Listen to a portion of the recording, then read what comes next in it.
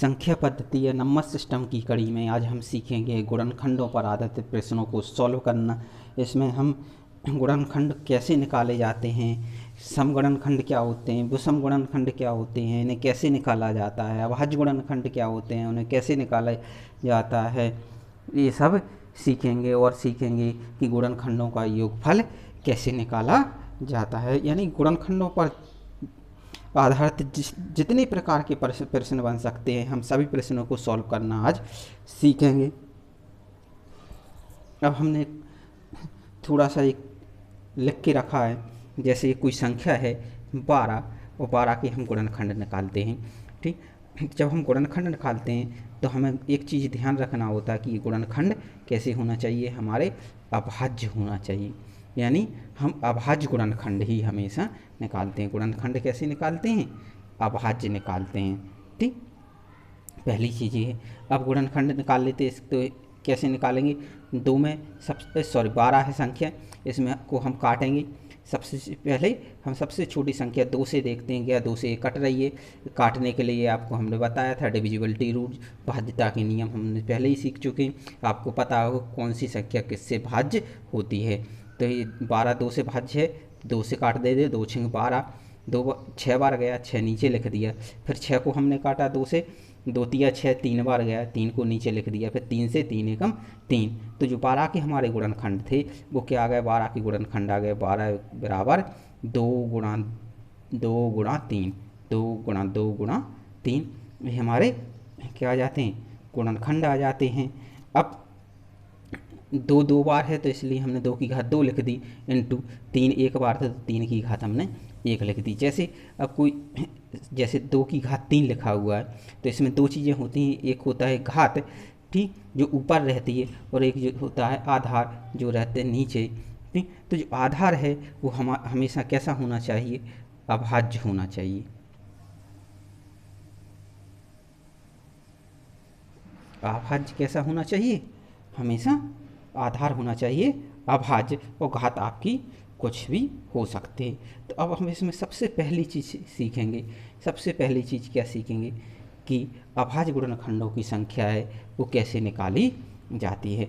तो अभाज्य गुणनखंडों की संख्या निकालना बिल्कुल सिंपल है। आप उनके जो गुणनखंड हैं, ठीक, जो गुणनखंडों में जो घात है, ठीक, आधार की जो घात है उस घात को आप क्या कर दीजिए, जोड़ दीजिए, और कुछ नहीं करना है। नहीं, क्या हो करते हैं, अभाज्य गुणनखंडों की जब संख्या निकालते हैं तो केवल क्या करते हैं, घातों का योग कर देते हैं, जो भी घातें हैं। अब इसमें 2 की घात 2 थी, यानी घात कितनी थी, 2 थी, और 3 पर कितनी घात थी, 1 थी, तो हम दोनों को जोड़ देंगे, 2 और 1 3, यानी अभाज्य गुणनखंडों की जो संख्या निकलेगी वो हमारी कितनी निकलेगी, 3 निकलेगी। ठीक, तो एक चीज़ तो सिंपल है कि अभाज्य गुणनखंड निकालना बिल्कुल आसान है, कुछ नहीं करना है, केवल जो संख्या दी है उसके आप गुणनखंड निकाल लीजिए। गुणनखंड वो भी कौन से निकाले जाएंगे, जो गुणनखंड क्या हैं, अभाज्य हैं। ठीक है, और फिर हम उनकी घातों का योग कर देंगे, जो भी घातें हैं उन सभी को जोड़ देंगे और हमारे अभाज्य गुणनखंडों की संख्या निकल आएगी। अब इसी में दूसरी एक चीज़ आती है, दूसरी क्या आती, पहली तो आ गई हमारे अभाज्य गुणनखंडों की संख्या निकालना। दूसरी आती है कि जो कुल गुणनखंड हैं, कुल गुणनखंडों की संख्या,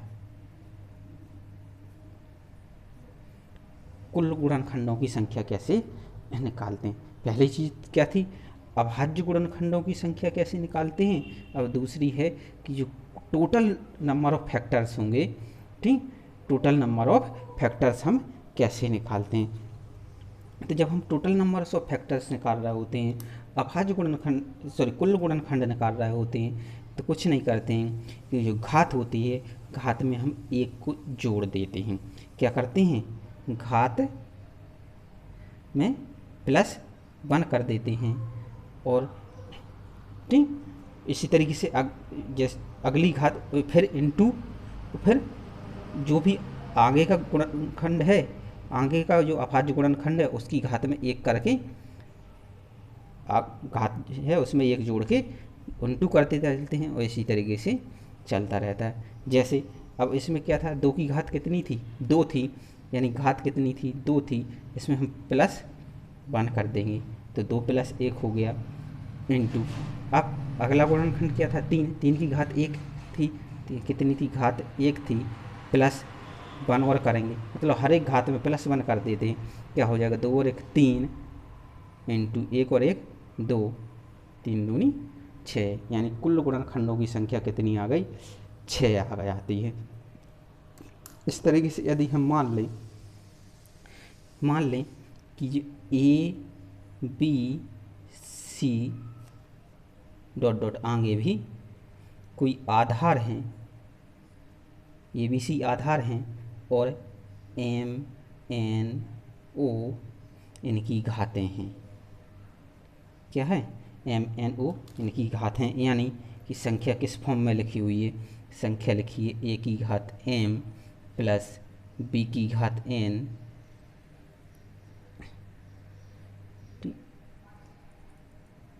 ये इंटू में ले लीजिए, इंटू में ही रहेगा ना, इंटू C की घात O, ठीक। इस तरीके से एक संख्या लिखी हुई है, A की घात M इंटू B की घात N इंटू C की घात O। अब यदि हम कहें कि इसमें क्या निकालिए, अब क्या निकालना है, अभाज्य गुणनखंड निकालना है। पहला क्या निकालना है, अभाज्य गुणनखंड। तो अभाज्य गुणनखंड कैसे निकालेंगे, हमने कहा कि घातों को जोड़ देंगे, यानी M + N + O, और यदि आगे भी होगा तो प्लस डॉट डॉट सभी को हम जोड़ देंगे, तो ये क्या आ जाएगा, अभाज्य गुणनखंडों की संख्या निकल आ जाएगी, ठीक। किसकी आ जाएगी, अभाज्य गुणनखंडों की संख्या आ जाएगी। यदि आपसे कहा जाए कि नहीं हमें गुणनखंडों की कुल संख्या निकालिए, क्या है, कुल गुणनखंडों की संख्या, तो क्या करेंगे, हर एक घात में एक जोड़ते चलेंगे और मल्टीप्लाई करते चलेंगे।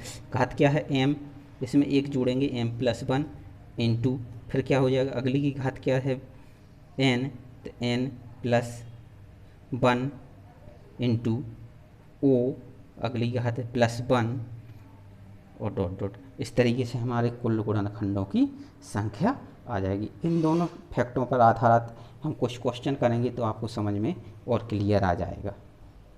जैसे एक संख्या में ले लेते हैं 30500, ठीक, और इसमें हमें बोल देता है कि एक तो क्या निकालिए आप, अभाज्य गुणनखंडों की संख्या ज्ञात कीजिए, और दूसरा बोलता है कि टोटल नंबर ऑफ फैक्टर्स हैं, कुल गुणनखंडों की संख्या बताना। पहले इंग्लिश में यदि देखें, number of prime factors, number of prime factors, ठीक, और एक कुल गुणनखंड मतलब टोटल नंबर ऑफ फैक्टर्स, ठीक। आपको इसके क्या करना है, एक निकालना है नंबर ऑफ प्राइम फैक्टर्स, मतलब अभाज्य गुणनखंड कितने होंगे, और दूसरा टोटल नंबर ऑफ फैक्टर्स, कुल गुणनखंड क्या होंगे। तो सबसे पहले हम संख्या को क्या करते हैं, इसके अभाज्य गुणनखंड निकाल लेते हैं। हमने पहले ही बताया था कि यदि आपको गुणनखंड निकालना है, चाहे वो अभाज्य गुणनखंड हो, कुल गुणनखंड हो, और आगे बताएंगे हम सम गुणनखंड हो या विषम गुणनखंड हो, तो सबसे पहले आपको इसके सभी अभाज्य गुणनखंड इसके फैक्टर करने पड़ेंगे। तो इसके फैक्टर कर लेते हैं, 30500, अब लास्ट में 0 है तो आपको पता है कि 2 से कट ही जाएगा, 2 से काट दें, 2 एकम 2, 2 पंचे 10, 2 दूनी 4, 2 पंचे 10, 0 का 0। फिर 2 से काट देते हैं, 2 सत्ते 14, 1 बचा 12, 2 छः 12, 5, 2 दूनी 4, 1 बचा 2 पंचे 10। लास्ट में 5 है, आपको पता है 5 से कटेगा ही कटेगा, 5 आपका अभाज्य भी होता है, तो हमें सभी क्या करना है, पहले अभाज्य संख्याओं से ही काटना है। ठीक, 5 से काट देते, 5 एकम 5, 2 बचेंगे 26, 5 25, 1 बचेगा 5 दूनी 10, 2 बचे 5 25, फिर से 5 से काट दीजिए, 5 दिए 15, नहीं कुछ नहीं बचा 0, 5 25, काटते चलिए, फिर 5 से काट दिया, 5 छिक्के 30, कुछ नहीं बचा, 5 एकम 5। अब 61 देख लीजिए, 61 किसी से कटता है क्या? 61 नहीं कटता है, क्योंकि 61 भी अपने आप में एक अभाज्य संख्या है। तो इसकी क्या आ गए फैक्टर्स, इसके अभाज्य गुणनखंड देख लेते हैं, 3 0 5 0 0, इसके आ गए 2 गुणा 2 गुणा 5 गुणा 5 गुणा 5 गुणा 61, या कहें हम 2 की घात 2 गुणा 5 की घात 3 गुणा 61 की घात 1। ठीक है, अब यदि हमें पहली चीज़ कहा जाए कि क्या निकालना है, पहली चीज़ बोलता है कि आपको अभाज्य गुणनखंड निकालना है। ठीक, नंबर ऑफ प्राइम फैक्टर्स निकालने हैं, अभाज्य गुणनखंड निकालने हैं। तो क्या क्या होता है, अभाज्य गुणनखंड कुछ नहीं होता है, जो भी घाते हैं सभी, देखो 2 यहाँ पर अभाज्य संख्या है, 5 अभाज्य संख्या है, 61 अभाज्य संख्या है। जब सभी अभाज्य संख्याएँ हों, ठीक, तो हम अभाज्य गुणनखंड निकालने के लिए उनके क्या करते हैं, घातों को जोड़ देते हैं। घातें जोड़ेंगे तो कितना आएगा, है 2 + 3 + 1 कितना हो जाएगा, 2 3 5 और 1 6, यानी जो हमारे कुल अभाज्य गुणनखंड हैं वो कितने आ जाएंगे, 6 आ जाएंगे। यदि पूछा जाए कि कुल गुणनखंड निकालिए, तो कुल गुणनखंड कितने आएंगे, कुल गुणनखंड कितने आएंगे, कुल गुणनखंड के लिए क्या करते हैं, घातों में हम 1 जोड़ देते हैं और उनका गुणा कर देते हैं। तो 2 में 1 जोड़ेंगे कितना हो जाएगा, 2 में 1 जोड़ो कितना 3, फिर इनटू, फिर घात कितनी है, 5 की घात 3 है, 3 में 1 जोड़ेंगे 4, इनटू 1 में 1 जोड़ेंगे 2, कितना हो जाएगा 4 × 12, 12 दूनी 24, यानी जो कुल टोटल नंबर ऑफ जो फैक्टर्स हैं, टोटल नंबर ऑफ फैक्टर्स कितने हैं, 24 हैं। वो जो आपके प्राइम फैक्टर्स हैं यानी अभाज्य गुणनखंड हैं वो कितने हैं, 6 हैं। ठीक है, मतलब एक चीज़ तो आपको आ गई कि अभाज्य गुणनखंड और कुल गुणनखंड कैसे निकालते हैं। आगे हम बताएंगे कि घातों वाली संख्याओं के गुणनखंड या अभाज्य गुणनखंड कैसे निकालते हैं। उससे पहले एक छोटी सी चीज़ और बता देते हैं, वो क्या है, वो है कि इन गुणनखंडों का योगफल कैसे निकाला जाता है। क्या है, गुणनखंडों का योगफल, गुणनखंडों का योगफल कैसे निकाला जाता है, ये हम आपको बताते हैं। अब क्या होता है, अब हमने पहले ही देख लिया कि एक तो सबसे पहले आपको यदि गुणनखंडों का योगफल निकालना है तो आपको सभी गुणनखंड निकालने पड़ेंगे। वो गुणनखंड कैसे होने चाहिए, अभाज्य होना चाहिए, यानी जो संख्याएं आधार में हैं वो सब संख्याएं कैसी होनी चाहिए, अभाज्य होनी चाहिए। ठीक, आधार वाली संख्याएं क्या होना चाहिए, अभाज्य होना चाहिए। अब जब हम गुणनखंड का योगफल लेते हैं तो हम आधार वाली संख्या आधार में ही लेते हैं।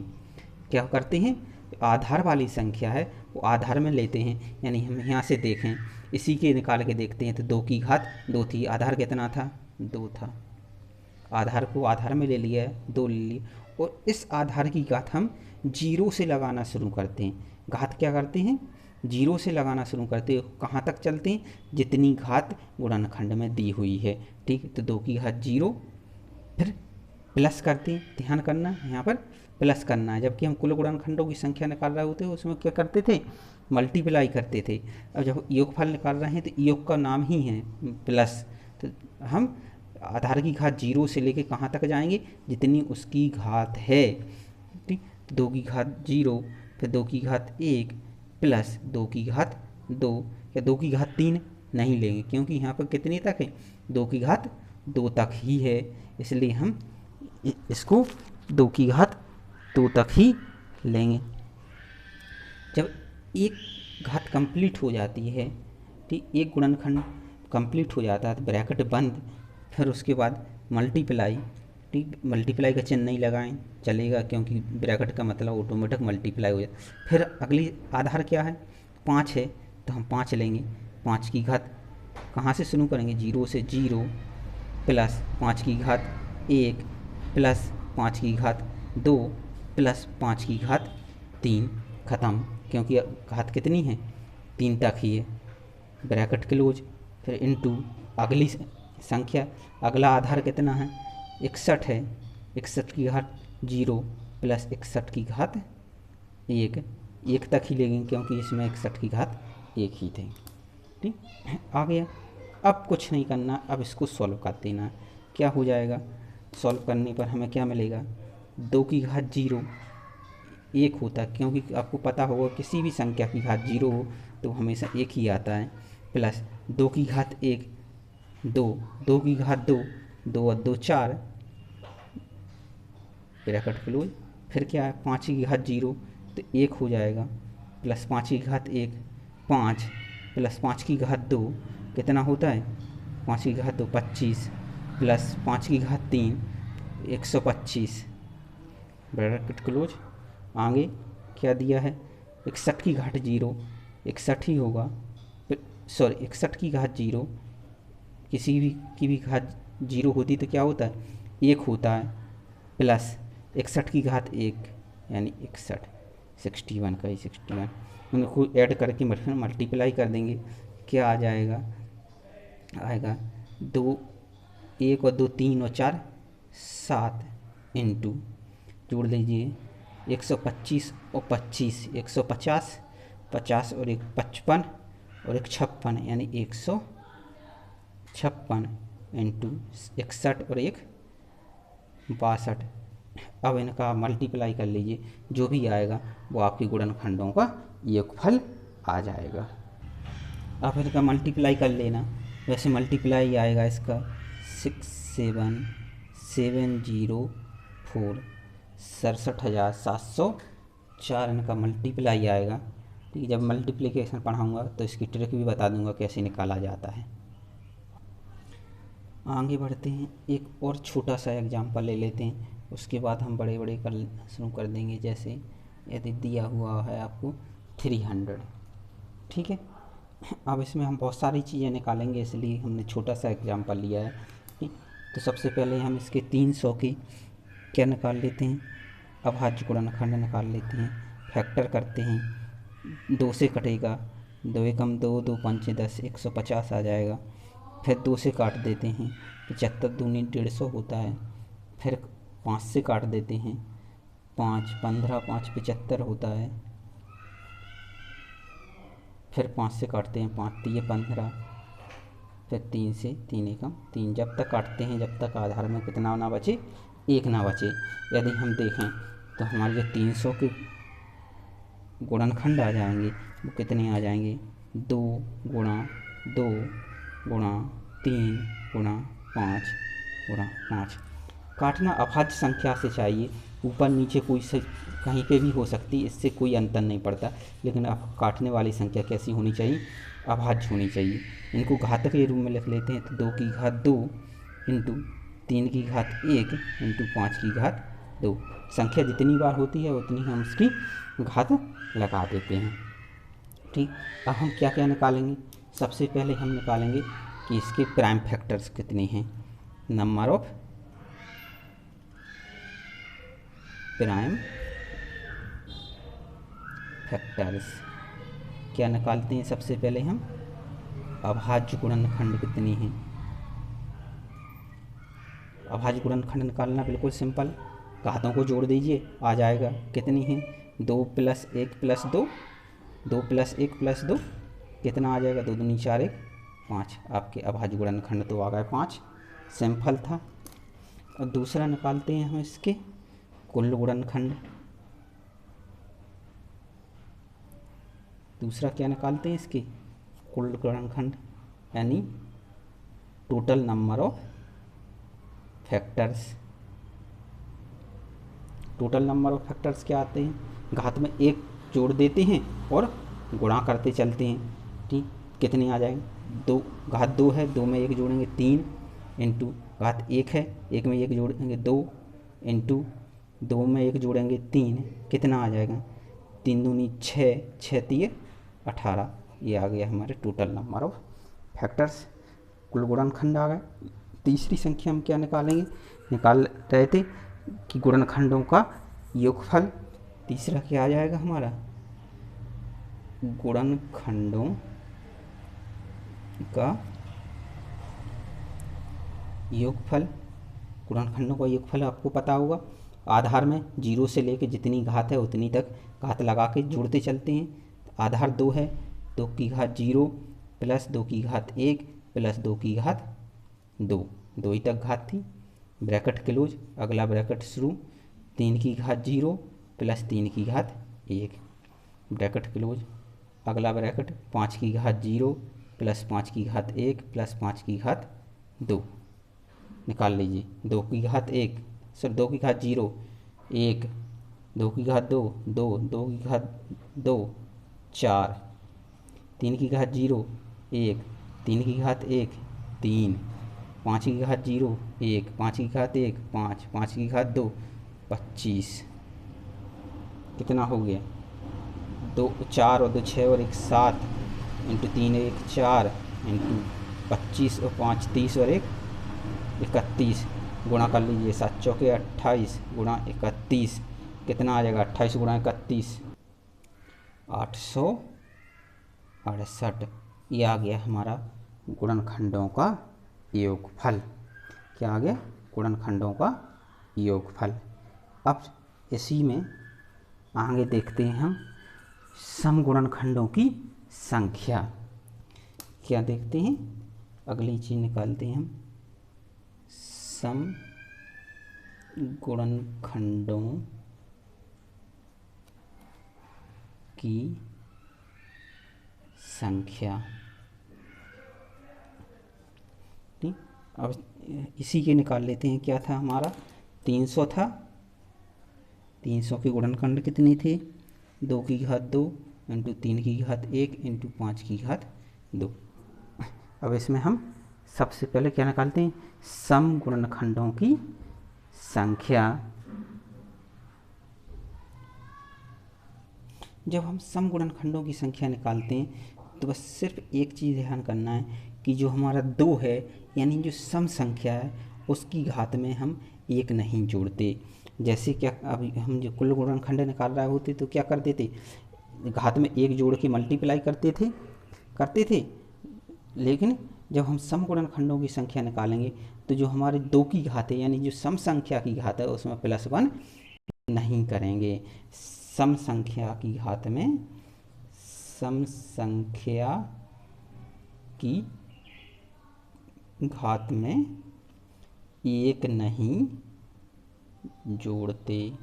ठीक, केवल क्या नहीं करते, सम संख्या की घात में 1 नहीं जोड़ते। और जिस तरीके से हम कुल गुणनखंड निकालते थे उसी तरीके से हम इनके गुणनखंडों को निकाल लेंगे। यानी 2 क्या है, सम है तो 2 की घात 2 ही रहेगी इंटू 3, 3 की घात 1 है, 3 विषम है तो इसकी घात क्या हो जाएगी, इसमें 1 जोड़ देंगे तो 1 + 1 2 हो जाएगा, इंटू 5 विषम है इसकी घात में 1 जोड़ेंगे 2 + 1 3 हो जाएगा। यानी जो समगुणनखंडों की संख्या हो जाएगी वो कितनी हुई, 2 दूनी 4 4 तिये 12। समगुणनखंडों की संख्या कितनी आ जाएगी, 12 आ जाएगी। या दूसरी तरीके से कहें कि हम 2 की घात जो है वही सेम लेते हैं और उसके बाद जितनी सभी संख्याएं उनकी घात में 1 जोड़ते हैं। ठीक, 2 की घात हमने सेम टू सेम ली भाई, 2 की घात कितनी थी, 2 थी, 2 ही ली। उसके बाद जो भी घात थी उसमें हमने क्या किया, +1 किया। ठीक, यहाँ पे भी +1 किया, यहाँ पे भी +1 किया, तभी तो 2 की घात 2 ही रही। 1 कितने में पहुँच गया, 2 में 1 जोड़ के 2 + 1 3 हो गया। ठीक, क्या हुआ, जो 2 है उसकी घात सेम लेंगे, उसके अलावा जो संख्याएं हैं उनको हम +1 कर देंगे, या कहेंगे सम संख्या की घात में 1 नहीं जोड़ेंगे। अब सम संख्या जब हम अभाज्य गुणनखंड करते हैं तो केवल 1 ही आते हैं, वो होती है 2। ठीक, तो आगे हम समगुणनखंडों की संख्या हो गई। अब निकालते हैं हम समगुणनखंडों का योग कैसे करते हैं। अगला क्या है, गुणनखंडों की संख्या निकालना आ गया। अब सम गुणनखंडों का योगफल।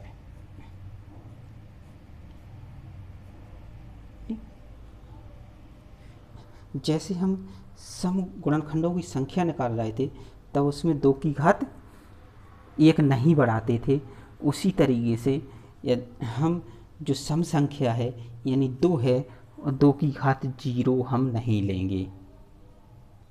जब गुणनखंडों का योगफल निकालते थे तब क्या करते थे, हम आधार की घात 0 से लेके जितनी घात रहती थी उतनी घात तक हम निकाल लेते थे। अब जब हम सम गुणनखंडों की संख्या निकाल रहे तो जो सम संख्या है, सम संख्या की घात क्या नहीं लेंगे, 0 नहीं लेंगे। सम संख्या या कहें हम 2 की घात 0 नहीं लेंगे। सम संख्या